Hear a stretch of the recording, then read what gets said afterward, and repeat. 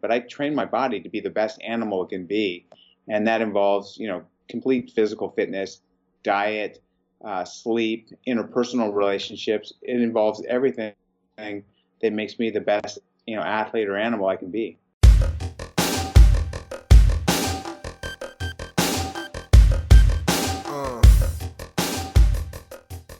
All right, welcome back to Lionheart Radio. I'm your host, Rick Alexander, founder of Lou Aviv in San Diego, California. And my guest today is ultra running legend Dean Karnazes. He's completed 50 marathons in 50 states in 50 consecutive days. He is one of Time Magazine's 100 most influential people in the world. Author of Ultramarathon Man, 50-50, Run, and most recently, a book I just finished up reading, The Road to Sparta, where Dean chronicles retracing the original legend of marathon. Dean, thanks for being on today. Oh, thanks for having me run by. You must have a ton of those. So, one thing I'm really interested is I read Ultramarathon Man back when I was 19 in 2006. And at the time, it seemed that ultra running was kind of still a fringe sport, maybe budding. But now it seems trail running is almost in vogue. And it's, I did a 200 miler this past weekend and there was 200 of us there ready to race. So it's definitely a bigger sport than I think a lot of people realize. What has that been like for you from those first days when you were kind of getting into it and found out it was something that exists to what it is now?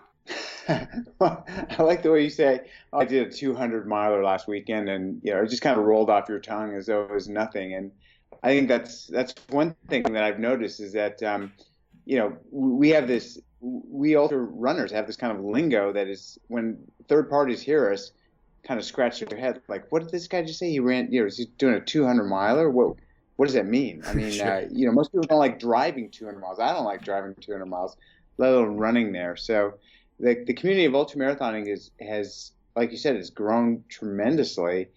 It's still a very small base of runners, of people that are willing to, attempt something like this, but it's become more of a kind of a mainstream,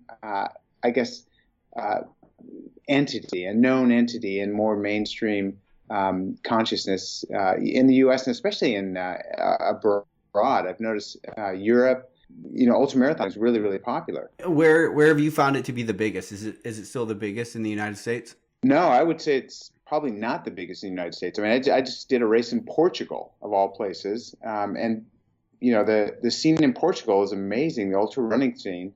And I was the only American there. I think I was probably the only. There's probably some Spaniards, but I was probably the only, definitely the only American, and probably one of the only international athletes. And this race filled up in 2 days, same sort of thing. It's like, Western states only, there's no lottery, but I mean, it filled very, very quickly. And this is just, a random ultra marathon. It wasn't like a big marquee event by any means. So if you show up in an ultra marathon, actually, I was at an ultra marathon you showed up to this year. I was at the North Face Endurance 50 miler in DC. And when you show up, everybody knows exactly who you are, because you definitely had a huge hand in building the sport, I think, to what it is now, at least the following. When you show up to these races in other countries, is it much the same, where people are kind of grabbing pictures with you and you're more known?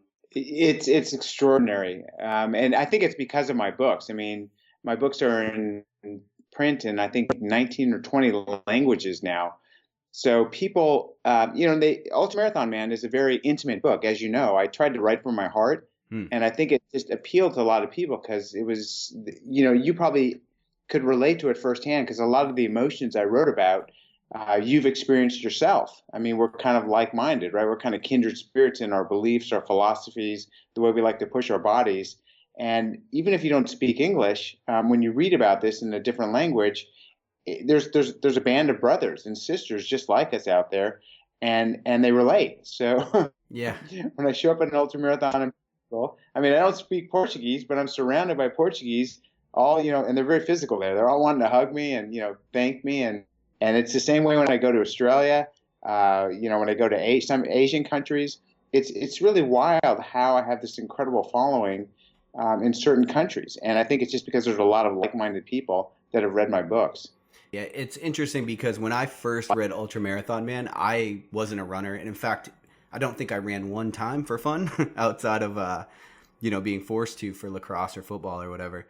But when I was 19 reading it, I remember that the biggest realization I got out of it, and I don't even know if you're going for this, but it was the fact that so many of us mistake being comfortable for being happy. And once you're awakened to that realization, you start noticing all the different places in your own life that it shows up. And then not only that, but the lives of people around you that you love, that it shows up. You see these people that are constantly making decisions based out of comfort and not based out of what might give them that lasting happiness. Yeah, I can't agree more. And I think that we've built a society where we're so comfortable, we're miserable. I mean, there is no struggle. There is no hardship in our life. Let's face it. I mean, in my life, in a normal day, I don't have to do anything physical. I don't have to do anything that's demanding of me in any way. All the creature comforts are provided. And that level of comfort creates a complacency. Almost, look at the levels of depression and mental illness in America as well. I think it's largely because we have no struggle in our life. We have no, nothing is painful. Nothing requires effort. And I think these, you might call it an artificial trial, a marathon or an ultra marathon, but having these things to accomplish gives a sense of purpose, and it gives someone who doesn't have to experience pain a lot of pain, and the ability to overcome that pain and to realize the gratification from overcoming that pain. What do you think it was that drove you, and I know you do chronicle about this in Ultramarathon Man, but what do you think it was that drove you to that first run that you had, that one that's well told about when you were drinking on your 30th birthday? What do you think it was? Do you think it was that need to find discomfort? I think it was bad tequila. Okay. You might be the only person that's ever had that reaction. Yeah.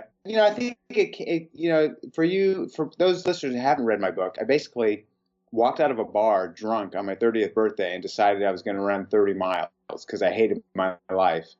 And I pretty much followed the prescription for happiness in our society. I went to college, I went to grad school, I got an MBA, I had a really cush corporate job in San Francisco. I had a 401k matching plan. I had stock options, a company car, healthcare, all the big perks, fat paycheck. And I thought if I had all these things, I'd just be happy for the rest of my life. And I was miserable. I just hated my life. I hated going to business meetings. I thought it was just all so contrived and simple and easy that I wanted something intense and I wanted to struggle. And I thought, running 30 miles right now is going to be something that's hard to do. And let's try it. And I think that it just all culminated in that night with that final shot of tequila. Right. And were you this is actually just a random weird question, but were you drunk while you were doing this run, or did you sober up about halfway, or how did that go for you? Yeah, no, I was when I walked out of that bar, and to be honest, I didn't have running gear. Thankfully I had these silk, boxers on that were kind of comfortable. So I just took off my pants. I thought running your boxers, I was running in like gardening shoes. And for about the first 10 miles, I was inebriated and I didn't feel much. And then I started sobering up and I thought, what the hell am I doing? This is ridiculous. Right. And it just felt right though. It was like 2 a.m. I was out in the middle of nowhere by myself. The stars were out. It was just like this perfect moment. And I thought, you were meant to be here. Then all of a sudden I sobered up very quickly and it became this sort of surreal experience, almost like a religious experience where I just kept kind of floating along running. And I ran 30 miles that night without having run, a mile for the past 15 years. And I pulled it off. The next morning wasn't pretty, but that particular run after I sobered up, it didn't hurt that bad. Right. It's like the most extreme form of meditation you could have found. I think it was. I think it was just this epiphany, and maybe 30 is too young to have a midlife crisis, but I really think I had some sort of crisis. Maybe it was a spiritual crisis where I just thought, how are you going to spend the rest of your life? What life do you want to lead? I don't know why at 30, kind of the writing was on the wall, but when you get to that point, let me know how you feel. Well, I'm 30 this year, so I think, yeah. I had, when I was, I had read your book and I was going through some things in my hometown and before I had joined the military or whatever. And I actually had a very similar, I ran I think it was maybe 25 or 26 miles. I was going through high school breakups and all the things that seem like a big deal when you're a kid. And I ran like 3 towns over, and I remember having to have my parents pick me up. But I had a very similar moment. It was just a long time ago. So you mentioned within your run that you had never run before that. You'd only ran like a mile before that. So or had never ran even a mile in the 15 years preceding that run. And I'm sure at this point you've had a lot of different studies done, based on your physiology. Have they come up with physiological differences that allow you to run for these long times? Now, in a trained athlete, it's one thing, but at a drunk 30-year-old who's untrained up to that point, it's an entirely different experience. Is it all grit, or is there actual physiological difference that sets you apart from maybe the general population? I think that it's a combination of a couple things. I don't think there's just one thing, but I think that I have very good biomechanics. So my alignment is really good. I don't pronate or supinate. I run just kind of as a runner's supposed to. And that, you don't, that's hereditary, right? You kind of inherit your biomechanics. They always say the best thing you can do as a long distance runner is to choose your parents well. Yeah. So they've also noticed that I don't accumulate lactic acid. So, at a pace that's brisk but not a sprint, they've said, man, you seem to be able to run forever. Like, you don't accumulate the kind of things that hold people back. And lactic acid, is a byproduct of cellular respiration that tends to slow you down. And they just said, you're amazing that, we've had you on this treadmill now for an hour. We thought we'd get to this inflection point after about 10 minutes, like most athletes. And it just doesn't seem like we could keep you here forever. And theoretically, if you had enough nutrition coming in, you could just go forever. So that's one thing they've noticed. The other thing I think is experience. You learn how far you can go from failing, right? So, you just said you ran did you complete the 200 mile? Let's talk about that. I did. Yep. Yeah. So, the first time I ran 200 miles, it was I first I'd run 100 miles. Then I ran 135 miles, the bad water. And then I ran a 200-mile relay race solo. And until you push yourself that far, you don't realize you can go that far. And you learn a lot through experience, right? I mean, I don't know if you've ever DNF'd. I've certainly DNF'd, and I've learned a lot through DNFs at kind of where my limits are and what I need to do to move beyond those limits. Mm-hmm. Yeah, no, I did. I DNF'd in my very first 100-miler, and then I didn't run another 100 until this 200. It was an interesting journey. Are you serious? Yeah, like people would ask me like what hundreds I had run, and I'd be like, well, I'll tell you in 30 miles. When I finished this one. But no, I ran the Tahoe 200. It was an awesome race. I don't know if you've ran any of Candace Burt's 200 milers, but they are amazing. So, one of the questions that I get a lot just from running, and I can imagine that you've gotten it so much over the years, is, people like to tell you like, oh, all of that long distance running can't be good for you. How has your body held up over the years? A lot of people, even after this last race are like, oh man, you're going to be hurting really bad when you're 50, 60, 70. But when you look at ultra running as a sport, there are quite a few people that run really well into their 60s. And I'm curious, for you, how has your body held up over the years, your joints and your physiology? Well, I mean, I know it's unusual, but in almost 2.5 decades of doing this, I've never had an injury. So I've never had an overuse injury. I've lost toenails, as we all have. Sure. But I've never had anything that sidelined me. And so I think that says a lot about the human body and the capacity to withstand these sort of distances. I think if you put me up to someone else my age and you compared our kind of any reasonable stats that compare health, I would be well and beyond above what another person my age is. I mean, as far as lean muscle mass, overall body weight, typical, resting heart rate, these would all be excellent indicators that, what I'm doing is really not that bad at all. In fact, it might even be beneficial. I've had, my joints x-rayed. I've had MRIs done, and they've said, you've got the joints of a 20-year-old.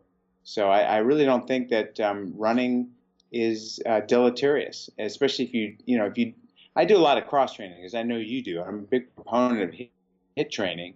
I've been doing that for years. So I don't just run. I think if you just run, that might be a little problematic, but I train my body to be the best animal it can be. And that involves, complete physical fitness, diet, sleep, interpersonal relationships. It involves everything that makes me the best, athlete or animal I can be. And what does your cross training look like? Well, I have this a HIIT routine that I developed with a buddy of mine who was actually an officer in the Navy SEALs. So it's it's a series of push-ups, pull-ups, dips, burpees, and it's about a 12 to 15-minute routine.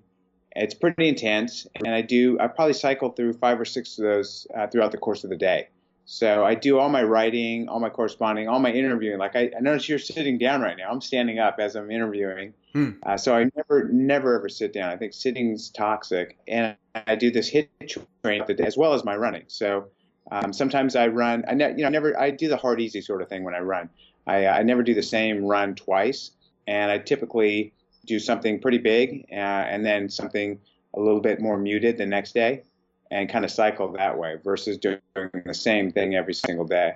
With somebody like yourself, and I might be just speculating, but do you find that it's hard when you're trying to stick to a training plan for a certain event? Do you find it hard to stick to that plan because at the end of the day, you kind of just want to run maybe partly therapy, just to be out there, just to be doing it?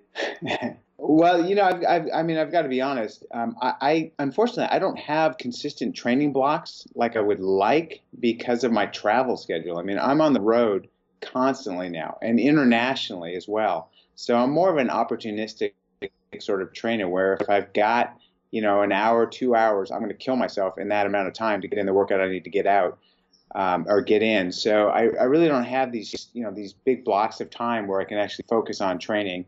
And when I have pretty good discipline. Like I know if I go big the next day, even if I could go big, I try to hold myself back or at least work out different muscle sets. I mean, if you run a hard race, you can do upper body. Even though your legs are destroyed, you can do a lot of upper body work. And so I try to balance out things in that regard. Okay. And what about your diet, just to round out the physiological aspect of Dean Karnazes? What does your diet look like? Well, I mean, I'll tell you, people can change, and I've certainly changed with diet. I mean, I know in my first book, I talk about, ordering a pizza while I was out on a run and eating an entire pizza as I'm running. And now I've gone full circle. So now I'm kind of a, paleo guy. If I can't pull it from a tree, dig it from the earth, catch it with my hands, I don't eat it. I don't eat any sort of refined and processed food, nothing in a bag. You're probably too young to remember Jack LaLanne, but do you ever remember the guy, Jack LaLanne? I do. Legend, yes. Yes, Jack LaLanne. He said, if man makes it, don't eat it. And if it tastes good, spit it out. Yeah, that guy was ahead of his time, for sure.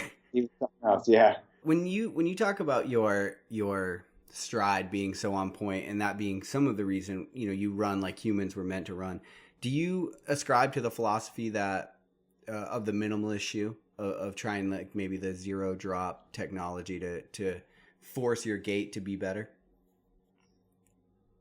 I subscribe to finding what works best for you. So I always tell people, listen to everyone, follow no one. Personally, I do subscribe to minimalist because I can run in minimalist. I remember my high school cross country coach used to have us run from the high school track to the beach, stash our shoes in the bushes and run barefoot along the sand. So he said running barefoot really conditions your foot. And then we'd come back to the high school, the infield of the track, the grass, and he'd make us run barefoot again. So he was a big proponent of barefoot running. And I love running barefoot on the beach. I don't think we're engineered to run barefoot on man-made surfaces. Sometimes I see guys running, road marathons barefoot, and I think that's probably not so good. I don't know if that's the kind of pounding we're meant to endure. But as far as running barefoot on soft surfaces, I really subscribe to it. In fact, I tell people, even if you don't run barefoot, when you get back to your house, walk around your house barefoot. Take your shoes off. Yeah, sure. Just strengthen the bottom of your feet, if nothing else. So, chapter 1 of The Road to Sparta opens up with a touching, actually really well written story because it pulled me in really hard, actually, on some of the side effects of American culture. Even as the sport grows, like we talked about, and as trail running and ultramarathoning seems to grow worldwide, have you seen a same trend? Have you seen that exact same trend with the general population? Because to me, it seems like even though the sport's growing, the general population is still somewhat declining in health. I would say as there was, I remember in technology, like Bill Gates was talking about the digital divide, where he said people are being separated by, their adoption of technology, and they're separating either into the kind of haves or have-nots. I've noticed the exact same thing with fitness, especially when I travel across America. You just don't encounter someone that's average anymore. There's no like normal body weight people out there. They're either incredibly fit, kind of, the small percentage is moving toward like we are, or they're just the opposite. They're big, they're overweight or obese, and they're not active at all. So you just don't see any average people anymore. And I've really noticed that trend growing, especially in this country, over the past decade. What do you think that is? Do you think it's just people are either migrating toward this lifestyle or maybe even migrating toward technology? Because, technology inherently allows us to be lazier. I think it's largely what I've seen is geographical. So it's like-minded people that are kind of pulled together that adapt the same kind of values and mores. So, in San Diego, obviously, people are fit. I mean, if you walk out the door in your neighborhood, you're going to see a lot of fit people. People are running, people are exercising. If you're in certain places, I don't want to name places in the, across the U.S., but if you're certain places in the U.S., it's just the opposite. You don't see anyone running. You don't see anyone working out, and everyone's kind of not in very good shape. So I think it's more your group who you're hanging out with and kind of your local community that's influencing you. Yeah, I definitely agree. I travel obviously for the military a lot, and when you're in a town that doesn't see runners very often. Yeah. One of the ways it seems like you've kind of tried to tackle this population is with with your charity, with the Karno kids. In your estimation, what do you think is the best way for us to tackle this, pseudo complex problem? Because I care about this problem. I know that you do, and the listeners do as well. So do you think that targeting the youth is the best way to try to fix what the mess that we're kind of in? Yeah, I do. I mean, one person can only do so much. And I thought, you've got to focus your efforts. Where do you focus your efforts? Well, try to influence the future. And that was kids. And what I found is kids are more impressionable as well. So if you can create an environment for kids where they can run, kids naturally love to run. And if you can structure running as play versus, go run 5 laps around the track, if it's more structured like play and fun, they're more willing to do it. So that's kind of been my approach with Karno Kids, my foundation. And I get letters and emails from kids that, that like I would give a talk at their school when they're 7, 8 years old. Like when I ran across America, for instance, I ran one time from Los Angeles to New York, and I stopped at 15 schools along the way. I get letters and emails from these kids now, like saying, wow, you ran into our gym, you're midway running across the country, you gave a little talk, we got to run a mile down the road with you, we kind of waved goodbye as you kept going. I'm now like running high school cross country, and I'm the number one varsity athlete on our team. I get tons of letters like that. So I know that kids are impressionable, and just sometimes it's one exposure to something that they're not used to seeing. Like they're not used to seeing some guy running across the country, right? And running their gym in running gear. He's not a teacher, he's not a principal lecturing to him. He's just a fun guy that's running by. And the impression that makes on kids has been remarkable. Yeah, it seems like a lot of that is just reframing, what people think is possible. Just giving them an outlet to show like, hey, this is a lifestyle that's available to you. And them just even knowing that that's possible might open up that door for them to hopefully walk through at some point. Yeah, I need you to get my foundation. You understand it. Okay. And what about the money though? When you raise money, so the inspiration is one point. Where have you found the money to be best served and used?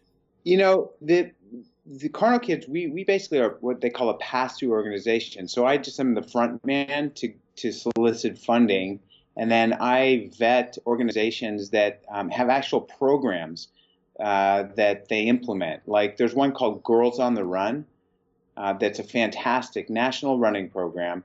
It targets inner city at-risk youth girls and teaches them self-esteem and camaraderie through running.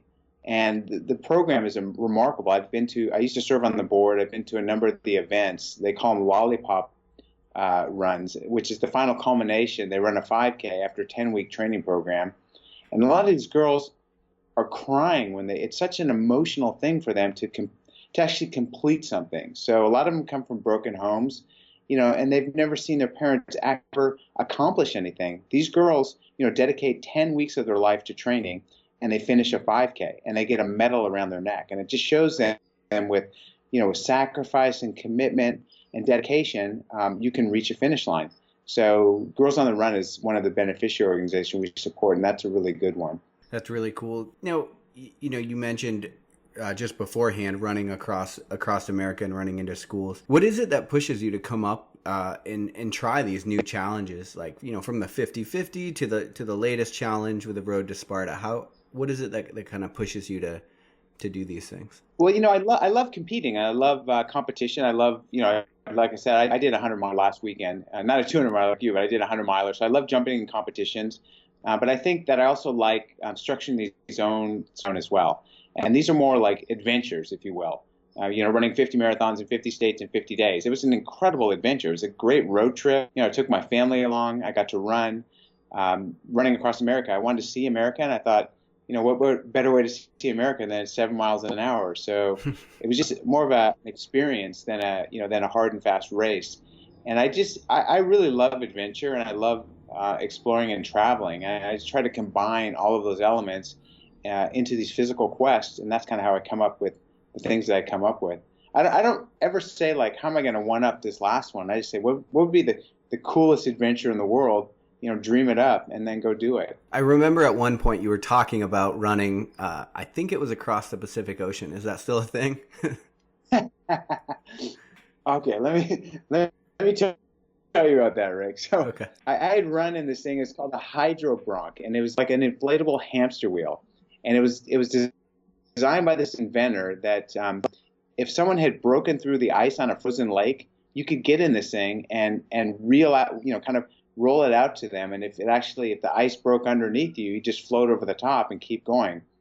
So he contacted me and said, you want to try this thing out? So I ran it at one time on a lake, and it was fun. And I thought, maybe I can run a marathon in this thing. Maybe I can run from Long Beach, from your kind of area, a little bit north of you, to Catalina Island, which is 26 miles. So I thought maybe I can run a marathon in that. And so this reporter from Runner's World was interviewing me, and she said, "Oh, I heard you, ran in this thing that ran on water, and what are your plans for that?" And I said, "Well, I'm thinking about, trying a marathon." And she looked at me and she said, "Oh, what? Just a marathon?" And I said, "Oh, whatever. I'll run to Hawaii." It was just a joke. And they put it in the article, like, now he's planning to run to Hawaii. Well, it probably helped. It probably helped grab some allure around the myth. Is it? Do you still stand by sleeping 4 hours a night, or is that kind of had to change over the years? It's by necessity. I sleep 4 to 5 hours a night just because I don't have that much time, and I am traveling is extremely disruptive for sleep cycles. Again, my dad only sleeps 4 to 5 hours a night. And, it's not because he's waking himself up, that he just doesn't sleep much. So I think that just by nature, I don't sleep much. But that said, I know athletes, the guys I train with, great athletes that sleep, 10, 11 hours. If they could sleep 12 hours, they would. So I would say just, everyone follow no one. And I also think that, I wake up naturally after 4 or 5 hours. I think that forcing yourself to wake up with an alarm is probably the worst thing you can do. If you can sleep in and just let your body naturally wake, I think that's a really good thing. I remember when in February when I saw you at the North Face Endurance 50 miler in DC, you had just run the London Marathon the day before, and I'm like, what the hell is with this guy? An animal. It got better from there because after that night after I saw you. I got on a red eye and flew to the Big Sur Marathon. So I ran the London Marathon, deadheaded to DC, ran I think I only ran the 50K. I'm not sure I ran the 50 miler in DC, but then got on a flight right after that and flew out to Big Sur and got up the next morning and ran the Big Sur International Marathon. Of course you did. That 50 miler, that 50 miler was deceivingly hard, actually. It is, isn't it? Those three, you got to do those three loops when you get out there, and I've done it. I did it last year, and it's pretty daunting, and it's not. Those hills are relentless, aren't they? I mean, there's not a lot of flat. I mean, you're either going up or down, and yeah, no. But congratulations on finishing that. Yeah, yeah. No, my thought was like I was thinking compared to out west, this is obviously going to be nothing, and yeah, you're right. You get out to those three big loops, and once you finish them, you're still only 35 miles in, so you got to finish it. It's a different animal. Just to give the listeners a little bit of an idea about, we've thrown all these numbers out. How much have you ran at one time? Like, what would be the longest distance you've run if you've kept track? Well, one time I ran running across America, I ran 3,000 miles, but that was over 75 days. So one time I ran 350 miles nonstop, kind of like your 200 miler. It was the same sort of thing. It was 350 miles. It wasn't in Lake Tahoe like you were doing, so it wasn't nearly as hilly. It was all in the Bay Area, but that was the furthest. And it took me 80 hours and 44 minutes. So 3 nights without sleep. Yeah, so that's essentially double what I did in 80 hours. So, was that a sanctioned event, or is that just something you've done? No, it was part of a race called the Relay. So it was part of a 200-mile relay race, and I added on 150 miles to get to the start of the relay, and then ran the relay because I wanted to make sure I ran an actual course where I had all it was marked. The first part was by myself, and then I was running with a lot of people, but I had a news crew that was following me the whole time. Did you find yourself hallucinating at all on the third night? Oh yeah, quite a bit. Yeah. Okay. Yeah. I'll tell you what. The most vivid hallucinations I've ever had have been during the Badwater Ultramarathon out in Death Valley, and for some reason that race, it's just surreal out there. The moonscape of it, as well as the heat. And I've never had more vivid. I've had hallucinations out there actually talk to me, which is bizarre. That's the only place in the world where I've, had a hallucination, say something to me. Yeah, no, that is bizarre. The hallucinations that I got from the 200 kind of went away once I looked close enough. Yeah, you probably see, did you see snakes, or what did you see, like lights that look like right in your face? Yeah, I kept seeing runners. All of a sudden you realize Yep, exactly. Exactly. Yeah. What was the hardest, what do you think the hardest maybe race or experience you've had has been running? Like, can you describe that experience a little bit? I ran last summer. I ran across the ancient Silk Road. So I ran 560 kilometers across Uzbekistan, Kyrgyzstan, and Kazakhstan with very little support along the way. And those were some of the toughest conditions I've ever experienced because of the heat. I mean, it was getting up to about 110, really dry heat, really windy. So it was very dehydrating and no ice at all. So kind of relying on just, warm water in a bottle, get through this thing. So it was really a psychological kind of warfare to know that you had to run, 50 miles on kind of flat surface with just water throughout the day and maybe some nuts. Yeah. Just really primitive food. Yeah. Do you typically try to train for all of the different austere environments? So if you're going to run Badwater, obviously you try to do a lot of work. I don't know if you ran in a sauna, or I read some stuff about you just wearing a lot of different clothes. Do you typically try to tailor your training to the different, adventures and austere environments you're gonna face, or has your general fitness been such enough to kind of carry you through these different adventures? No, I absolutely train specific for these races. So, like you said, with the Badwater Ultramarathon, I'll run around in the middle of summer with like my North Face parkas on. I'll do sets of push-ups and sit-ups in the sauna at the gym. When I run in snow surfaces, I typically go to the beach and run on the soft sand because I found that running on soft sand kind of conditions you for soft snow. So I'll run on the sand. When I ran, like I've done a number of these self-supported races, so these, like the Four Deserts Challenges. So they're, 6-day multi-stage, 250-kilometer races that are self-supported. So you got to carry everything you need, basically. So I'll spend a lot of time, like I'll go grocery shopping. I'll run to the store with a backpack on, fill it with 35, 40 pounds of food, gallons of milk and everything else, and then run home with the backpack, because I mean that's basically what you're going to be schlepping through the desert, the Gobi Desert, in a couple weeks. So that's how I train for those things. And do you find your body does respond pretty quickly, whether it's heat or cold? Does it respond pretty quickly to training for the extremes, or does it take a while? Yeah, no, my body responds really well to heat, and thankfully I am sponsored by the North Face. So when it comes to cold, like I don't have any body fat like you. I mean, I've got 4.5% body fat. So when it comes to the cold, when it comes to the cold, I layer up. So I'm good at layering. I've got my systems pretty dialed. Like I know how to put on the right clothes, what to wear for certain temperatures, just through experience, through doing it for so many years. But I'm not very good with the cold. Yeah. Yeah, sure.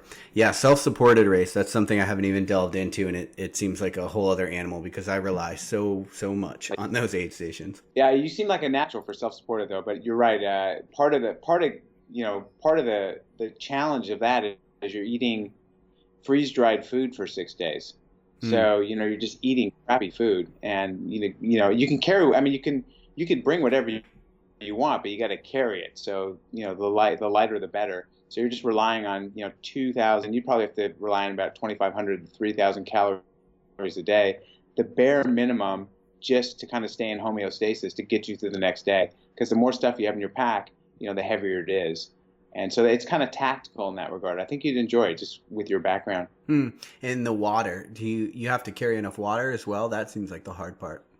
Well, the trick, you're given 3 liters of water a day. So that's one thing you're provided is 3 liters of water and a tent at night. But the thing with me, I don't need a lot of water, and I'm small.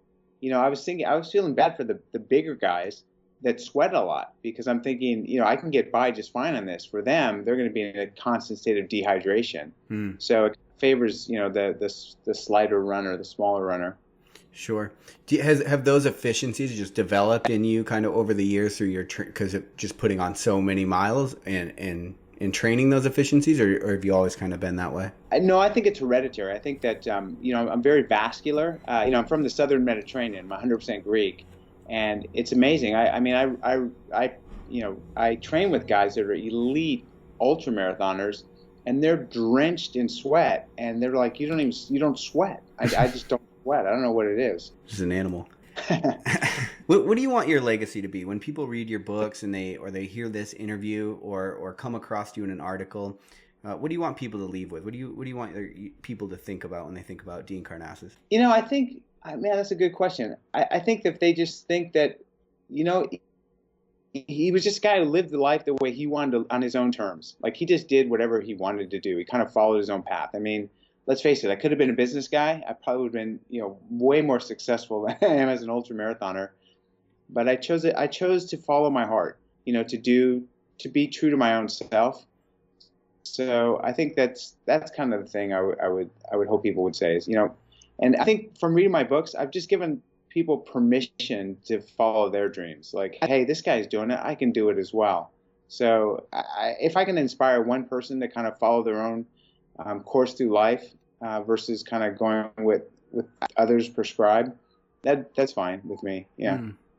And when you turned 30 and you started realizing this whole life that you would be into and that you started following your heart, as you say, did you meet a lot of resistance? Because it's an easy thing to say and not always an easy thing to execute.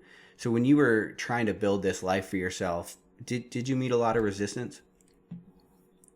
Thankfully, my family was very supportive, and I care about my family the most. But you're right, I did meet quite a bit of resistance. I mean, my boss couldn't believe I was resigning from this job. I mean, he thought I was crazy. Right. And I mean, even today, I was at a dinner party this last weekend, and some guy, asked me, "What do you do for a living?" And how do you tell the guy what I do for a living? I mean, I kind of said, "Well, I'm an ultra marathoner, and I do some writing, and I've got sponsors." He's looking at me like, "You're a flake, right? You're homeless or something." Yeah, right. He just said, "All right, dude, get out of my face. Let me go find someone worth talking to." So yeah, you still run up against that. Yeah. Yeah, sure. It's interesting in my experience. A lot of times, the people that are in the rat race, they might have something negative to say when you're kind of following your own path, and deep down they want nothing more than to be able to follow their own path. I think there could be a tinge of jealousy and admiration there as well. Yeah, I agree with you. Yeah, for sure. So the Lionheart Kicker is the final question we try to ask every guest, and it's based on advice. So if you were given a platform, which actually you kind of built your own platform, but for the sake of this question, if you were given a platform and it were guaranteed that what you said would be translated into every language, everybody would hear it. They might not all follow your advice, but they would definitely hear what you told them. What would you tell people? I would tell people to not take themselves or take life too seriously, to laugh a little bit, to laugh at themselves and laugh at life. Have you always been that way, even pre-ultramarathon days? No, I used to take myself too seriously, and I used to take life too seriously, and I think that's why I say don't do these things, just because I've been there. Yeah, sure. So for people that are listening to this and they want to follow along with you and your journey and support what you're doing, what's the best way for them to do that? I just Google Dean Karnazes. I mean, I've got a website. I'm on social media. However, if you follow Twitter, you can follow me there. If you like Instagram, but I'm out there like everyone else. So we're easy to find. Everyone's easy to find these days. Yeah. For better or for worse. Yeah. Yeah, that's true. And we'll have all of your website and all of your books linked up in the show notes of this episode. Do you have any idea what might be next for you? Any big challenges? Yeah, well, the 50 marathons in 50 states in 50 days was such a great adventure. I'm hoping to take that same footprint globally. So I want to run a marathon in every country of the world in 1 year. So to set out on a global expedition, there's 203 countries, and run a marathon in each and every one of them. So I've been working with the U.S. Department of State and the UN to get passports and permits to get into all these countries. But that's kind of my stretch goal. Damn, that's awesome. Well, when you get ready to venture to the Middle East, let me know. I might know some things. Pick a country or two and come join me. Yeah, definitely. That's awesome. I really appreciate you taking the time. I know you're a busy guy and you have a lot going on. I really thank you for sharing your story with our audience. Yeah, no, thanks for having me on, Rick. I appreciate it. And congratulations on that 200 miler. That is a heck of an accomplishment. So congratulations. Thanks for listening to Lionheart Radio. I hope that the information from today's show will make you fitter, happier, and healthier. For the show notes of this episode and every episode, head to www.lionheartrad.io. Yep, just like Lionheart Radio. And please, if you have the time, head over to iTunes and give us a 5-star rating. It really helps us to know that we're on the right track in delivering you reliable information and value. As always, feedback is welcomed. If you have any comments on the show or would like to suggest a guest, send me an email at rick@luavive.com. That's LUAVIVE.com. Thanks for your support, and we will see you next time. Bitch, I feel good. Don't I look stupendous? My shine is so endless, and shit you can do to end this. Even when I'm dead, niggas still gon' bump that chip shit. Coke, white, Escalade on cinches for you dipshit. So you won't forget this. Midwest nigga be the coldest. Cleveland